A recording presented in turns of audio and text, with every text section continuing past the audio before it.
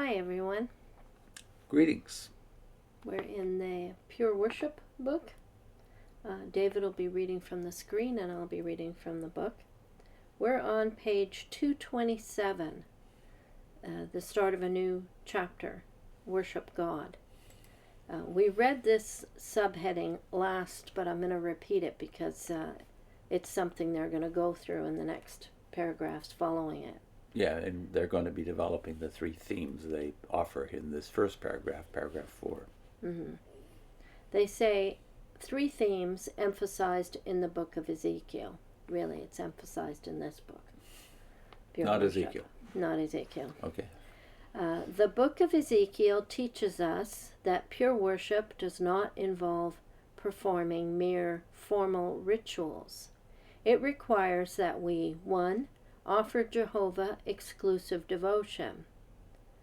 2, remain united in clean worship. And 3, demonstrate love for others. Consider how the prophecies and visions discussed in this publication highlight these three themes. So theme number 1 we will do. It's 2 paragraphs. Chapter 3 of this book, the stunning vision of Jehovah surrounded by a rainbow and riding above powerful spirit creatures, impresses on us a fundamental fact. The Almighty alone is worthy of our worship. Chapter 5 of this publication. How shocking it was to see the vision of Jehovah's temple being defiled. The vision demonstrates that nothing is hidden from Jehovah. He sees disloyal acts, such as when his people turn to worshiping idols, even when the acts are hidden from human eyes. He is hurt by such acts and punishes those who practice them. And they refer only to Ezekiel chapter 1 and Ezekiel chapter 8. Well, before we get to the exclusive devotion thing, we have to note what's in Ezekiel 1. They only reference one verse in the first sequence in Ezekiel, and then the last part of the chapter. If you read all of it, just read the whole chapter, but read those verses specifically. What does Ezekiel see? You say this is the foundation vision of the whole book. I'll accept that. But what does he actually see? He says he saw the glory of Yahweh, Jehovah. Mm-hmm. And he falls on his face when he sees the glory of Yahweh, thinking he's seeing God. It's very common in the Old Testament. This is what they do when they think they're in the presence of God. But when he describes what he saw, it's not just bright light, like, let's say, the Apostle Paul saw when he was still Saul of Tarsus. He saw this great light and was blinded by it. But he never saw, apparently, a human form. He heard a voice, though, say, I am Jesus whom you are persecuting. Ezekiel sees something, though. Before the voice comes to him and tells him what his assignment is, he sees something. When he looks on the top of the chariot, what does he see? A man. A human form. Yeah. So the glory of Jehovah in the book of Ezekiel is appearing in human form. And then that reminds you, of course, of a lot of passages, even in the New World Translation. Let's say in Genesis, where Jehovah, or Yahweh, appeared to Abram. Yeah. Chapter 12 of Genesis. Chapter 17, Yahweh, Jehovah, appeared to Abraham, still Abraham. And then the next chapter, 18:1, Jehovah appeared to Abraham. His name has now been changed. Appeared to. And he sees Jehovah in a human form, this time without the light, apparently. Yeah. In 18, I mean. Yeah, right. This is something you miss entirely I know you were shocked when you first noticed 18. Yeah. But you might also think of Revelation 1, where John hears a voice behind him, and when he turns around, well, what does he see? Well, this glowing being, who then he realizes is Jesus Christ glorified, talking to him. Yeah. But he sees the glory, and he sees a human form. Yeah. So and this is all missed by the witnesses. The importance of the word appear that we missed as witnesses. And the name, you said, the name Jehovah means manifestation, right? Well, if you look at what the theologians who studied this very closely say, and we invite everybody to check a tract that's on our website in the PDF archive. This is a tract, very short one, really, 2 pages, called "The Greatness and the the Greatness and the Grace of God in Genesis." Yeah. And you'll see quotes in there from Gustav Ehler and several other theologians who talk about what the name Jehovah means in the Old Testament. What does it connote that the other names, El Shaddai and Elohim, do not connote?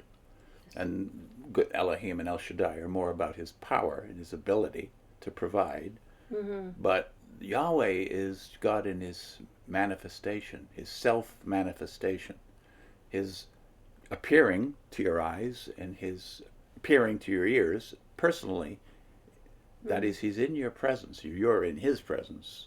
You can both see him and hear him. That's the way Yahweh is used throughout the Old Testament. Then you get to, of course, the famous Exodus 3 passage where Right. Moses encounters God in the burning bush. Yeah. Well, that's a manifestation. That's what Yeah. gets his attention. A manifestation of God in a bush, Yeah. a burning bush. But he says, we only see the one, Jehovah. That's all we see when we look at that account. But he also says, and I remember when I was a witness, it's kind of puzzled me. Why does he say, I am what I am? I will be what I will be. Or I shall be what I shall be. Yeah, okay. So in different translations, this is the way it's rendered, right? Yeah. And I was always a little confused by that. But then I would just think, well, that's not names. That's how you dismiss it. But he says at the end of the passage, this is my name. And that's one of them, though. One of those names. He's just said all those. But he's answered the question before he gets to 3:15, our proof text. He's answered it several ways already. He said, I am. Tell them. I am sent. Tell them, the elders, when you go back to Egypt, tell them, I am sent. Yeah. Sent you. Yeah.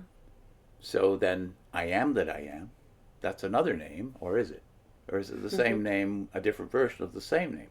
Yeah. And then I will be what I will be. Well, that's basically saying I'm not an Egyptian God. I don't have a name. Yeah. I will be what I will be.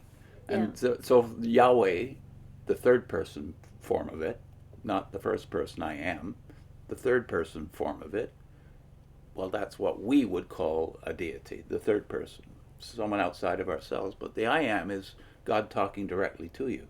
Mm-hmm. Yahweh, that's what the name Yahweh and all of its forms means. Personal. It's God in a personal relationship in the same space and time that you are. Yeah.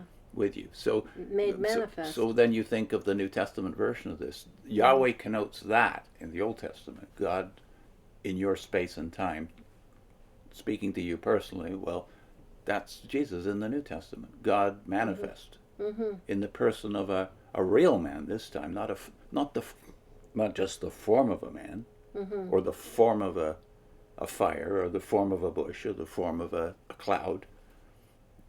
A real man. Both man and God at the same time. Yahweh manifest. So that would explain why the name Yahweh, the Tetragrammaton anyway, in its original 4-letter form, disappears from the New Testament, because God is now personally appearing in the form of his Son. Yeah. And that's why evangelicals are prone to kind of overstate the case and say, well, Jesus is another name for Yahweh, or Yahweh is another name for... It's not quite that simple. But it is the same being, God manifest. This is what the incarnation means. Yeah. So then, I guess the other point they make here is about devotion.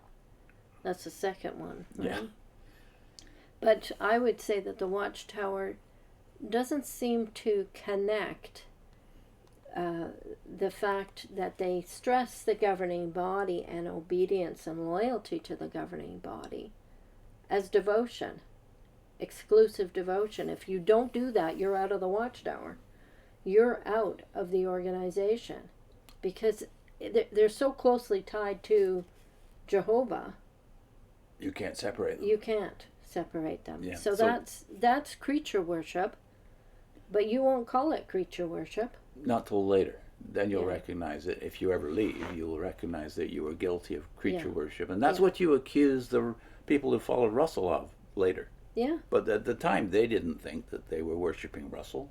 You Yeah. said that there was a cult that gathered around Russell. They just said he was the faithful and discreet slave. He is the one that's imparting us with the foods. And I would say that Russell accepted that devotion.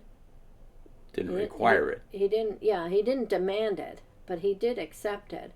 But when you get to the finished mystery, and the Rutherford crew, they demanded it. They accused you of being ill-motivated if you Didn't. rejected Russell. That's right. And then He suddenly in didn't accept it. 1927, Rutherford gets rid of Russell altogether. And calls it creature worship. So yeah. and this phrase here that they have, even when the acts are hidden from human eyes, they didn't see that they were doing that in Russell's day and Rutherford's day, and now. Most witnesses don't see that's what you're doing. You're worshiping the governing body, men, and saying if you don't prove loyal to them, you have somehow rejected God. When we left the organization, we were accused of leaving Jehovah and leaving Christ. Jehovah was the one who got the emphasis. Yeah. Let's face it. Yeah, but you've turned away from Jehovah. We've never turned away from Scripture, and when from God, from love of God. And when we said, no, we're going to Christ, because that's what Christ said to Peter when Peter said, yeah, to whom shall we go? Not where. To whom shall we go? You have sayings of everlasting life. That's right. So you're going to Christ, and then you're accused of doing some mysterious alchemy. And read the words of Christ. How many times does he say, follow me? If you believe on me, if you believe in me, you have life. So there is one human being we can worship, and God's not jealous, because he is God manifest himself. Yeah, that's right. But every other human that we worship is not worthy of our worship, and it has to be called what it is, which is Creature worship. Idolatry.